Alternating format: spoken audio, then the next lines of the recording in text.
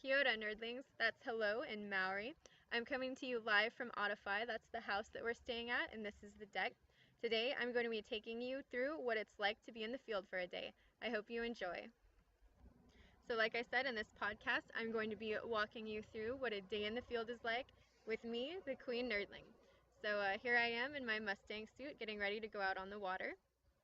So the very first thing that we have to do is obviously wake up, which we do really, really early, typically before the sun comes up. And then the first thing we have to do is check the water to see if it's going to be calm enough in order for us to go out. So obviously if the water's too rough, we're not going to be able to spot the dolphins, so we can't really go out on the boat. And it's also dangerous for us to go out on the boat if the water is too rough as well. So if the water is going to be calm enough for us to go out, we have to start getting prepared for the field, which includes getting on our layers.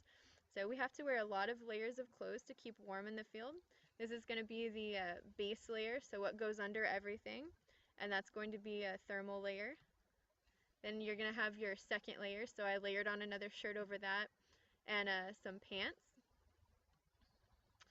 Layer 3, I'm going to have some really, really thick wool socks, some hiking boots, fleece, and then this guy right here is called a head sock. So that's what you'll see me in some of my future podcasts. It'll be pulled up over my nose and over my head. That way only my little eyeballs pop out so I can at least spot the dolphins, but it helps keep you warm because it gets really cold out on the water whenever that wind is blowing in your face, and you don't want to get windburn. So after we get dressed, we have to get the trailer loaded, we have to get the boat attached to the truck.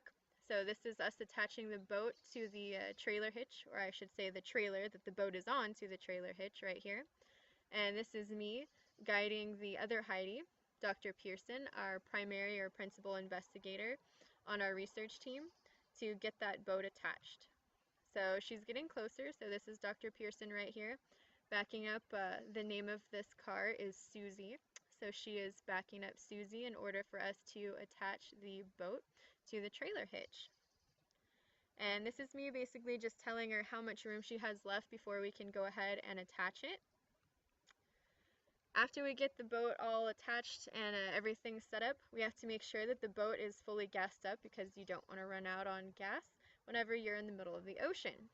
So this guy laughing right here is Adrian. He's actually a student at Harvard. He's going to be completing his senior year this coming year, and he's out in the field doing some work with calf interactions with dusky dolphins.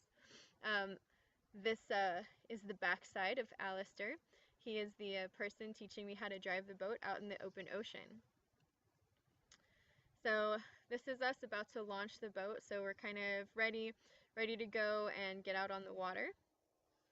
So this is Heidi right here. She's about to start backing the boat down into the ramp for us to actually launch the boat out into the water. So while she's doing that, the driver of the boat, in this case is going to be me, or captain, you're going to be putting on your fourth layer and final layer, which is the Mustang suit.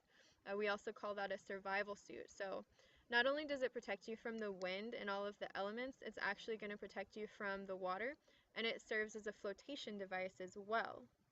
So that's me trying to get it on, and still trying to get it on. I got caught in the middle of a yawn there because I'm a little bit tired. Trying to get that on is kind of a task. And success, Mustang suit is on, and now it's time to actually launch the boat. So in order to do that, we're going to have to lower the motor into the water. You're going to obviously have to turn the boat on. Someone will actually be up at the front of the boat. They're going to be unhitching the boat from the trailer in order for me to back the boat off of it. So again, time to launch the boat, but first, let's take a selfie. Sorry, I couldn't resist that, guys. Anyways, meanwhile, one of the things I also wanted to show you guys is that you have to be really careful in the launching area or the ramp because there's a lot of other vessels that are getting launched there at the same time, and most of them are a lot bigger than our tiny little boat. So we have to use a lot of caution whenever we're launching the boat. This is just another picture of the boatyard to show you how large some of those trailers are that the other boats are going to be on. And this is me right here driving. So call me Captain Butcher. Arrgh. So I basically just backed that boat off the ramp, And what I'm doing now is circling around so I can pick up the other researchers, Dr. Pearson and Adrian, who will be on the dock. Alistair right here is actually helping me learn how to drive out in the open ocean. So I have a lot of boating experience, but mostly in protected waters, so coves and that type of thing. And I've definitely been finding out that it's a lot different driving out in the open ocean. You have to deal with a lot of waves. So I've actually been driving the boat in 6-foot swells, which is a lot different than the calm waters that I'm used to. I've also had to learn how to dock in those windy and not so favorable conditions, as well as drive the boat back up onto the trailer whenever we're getting the boat out of the water. So this is me right here docking the boat with Alistair. He's instructing me on basically how to turn the boat, rev the engine backwards and that type of thing to get it in the right place, especially on windy days like this. So that's my practice for the day here. On the better days, we're going to be out on the open ocean. So again, this is Alistair right here teaching me how to captain the boat. And I'm going to be taking over as the main driver because Alistair's not going to be with us for the entire field season. So he's definitely training me up so I can kind of handle anything that comes my way. And this is the view from the back of our boat when actually we're starting to do our surveys. And so this is our team. This is me right here. This is Dr. Pearson, and then this is Alistair driving right now. So what we're doing at this time is we're actually surveying for dusky dolphins. So we basically look at a GPS and we follow the GPS lines to track, and we're looking for different groups of dolphins so we can conduct different types of follows. And then this is Adrian right here. He's sitting up at the front or the bow of the boat looking in a different direction. That way we basically get a 360-degree view of a boat, and hopefully if there's any type of dolphins or other marine mammals in the area, we're going to be able to spot them. And if we are successful, we'll spot a group of dusky dolphins. In this case, we spotted a very large group of dusky dolphins moving very rapidly towards the south. So we got to follow them for a little while, but we didn't get to collect a detailed focal follow on them. We did, however, come across another small group later on in the day, and we conducted what we call a focal follow. So in a focal follow, you're going to be following a group of dolphins for about an hour, and we take data every 2 minutes. So at that 2-minute interval, we're going to take a GPS point. We're basically going to determine what type of behavior those dolphins are exhibiting. Are they traveling? Are they milling? Are they playful? Are they leaping? Are they exploring the boat? And we're going to estimate a group size, as well as estimate the distance that the group is spread apart, so how far apart are the group. And we're also going to give an estimate of the nearest neighbor, so looking at the group, how close are each of the dolphins to their neighbor.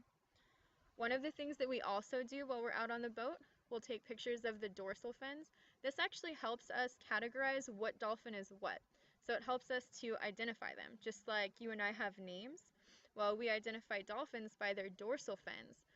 Most of them will have different types of little notches on their fins from different injuries they sustained, whether it's from propellers, which isn't as likely now. Sometimes they have aggressive behavior amongst themselves. Sometimes they just might rub up against a rock. Anything like that can cause some of the variations of the notches on the dorsal fins. And gonna end my podcast with shout outs because I promised my little nerdlings that if they wrote me emails while I was in New Zealand, I would give them shout outs. So these are some of my little nerdlings that asked for one. So I have Princess Nerdling Floor up here. So hey Floor, I love you. I have Matthew coming into my AP Bio class next year. Looking forward to torturing you. Daniela, and oh yes, I still have a picture of you from your freshman year, so blackmail. And then, of course, Alan, one of my AP Bio students from last year, so hello. And I also wanted to give a special shout out to my amazing AP Bio students. You guys gave me such a wonderful send-off for me coming to New Zealand.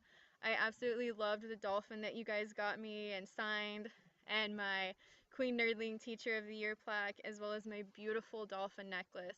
I love you guys so much, and you inspire me every single day. So I hope you are all having an amazing summer, and I will talk to you guys next time at my next podcast. So, see you later.